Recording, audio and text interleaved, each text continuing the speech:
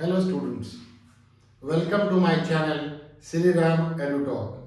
Today we will be learning the method of splitting the middle term which is used for factorization of a quadratic polynomial.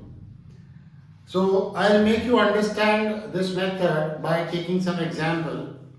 So let us start by taking the first example. X square plus 3x plus 2. First thing that we need to see is the coefficient of the x square term and the constant term. So here the coefficient is 1 and constant term is 2.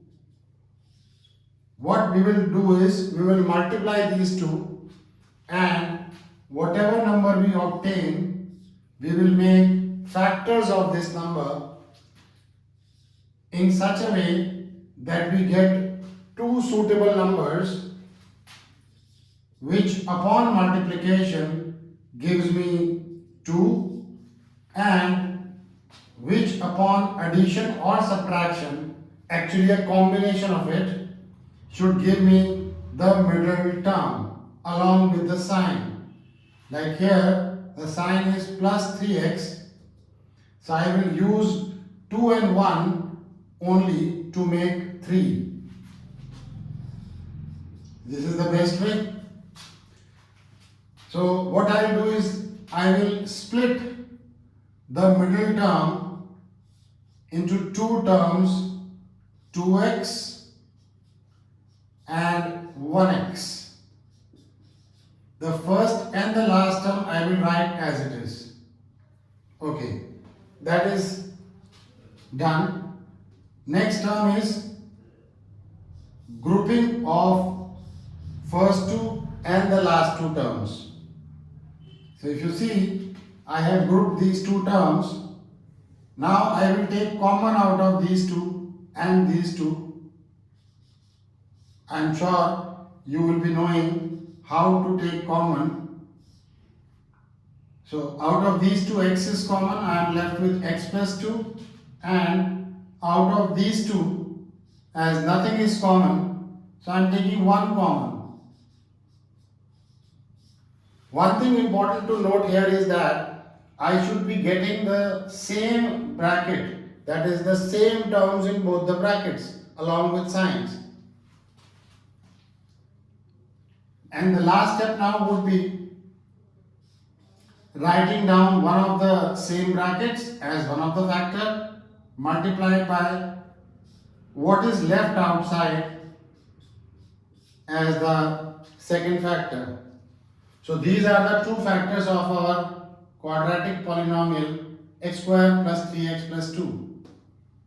Okay, let us take another example.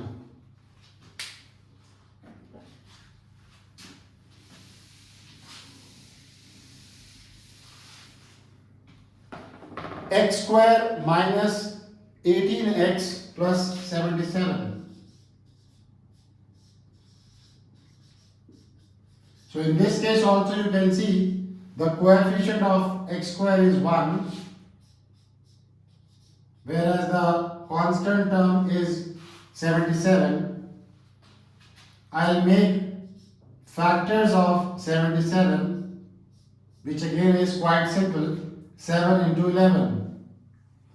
I will now be choosing these two numbers only because their product is giving me 77, whereas the middle term, now the middle term is along with the sign minus 18x.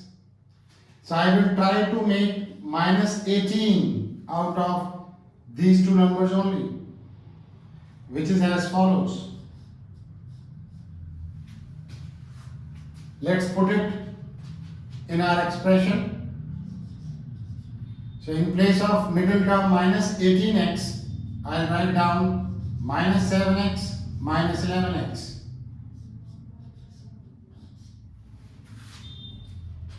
Okay, the next step is grouping first two and last two terms, and then taking common out of these. which again is simple. X is common out of first two terms, and just be a little careful. Minus 11, if I take minus 11 common out of these two, I will get terms with changed sign inside the bracket as this. And as I said earlier, these two brackets should be exactly same along with signs. Okay. Lastly, one of our same brackets will be the first factor multiplied by what is left outside. X minus 11 is our next factor. Right, students? Easy. Now let us increase the toughness level and take an example where the coefficient of x squared term is, let's say, something else.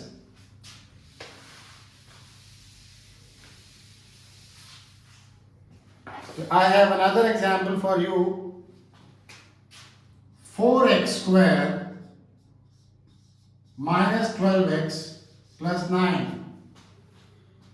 So here the coefficient of x squared is 4, constant term is 9, upon multiplication I get 36. I'll make its factor, which can be made in many possible ways. But keeping in mind the middle term, I will choose the factors as 6 and 6. So 36, which is the product, is 6 into 6, whereas the middle term, minus 12, can be again expressed in terms of these two numbers only as minus 6 minus 6. Let us put back in our problem. Minus 12x, I will replace it by minus 6x minus 6x. Last term as it is. This is actually the most crucial step in this method. Okay.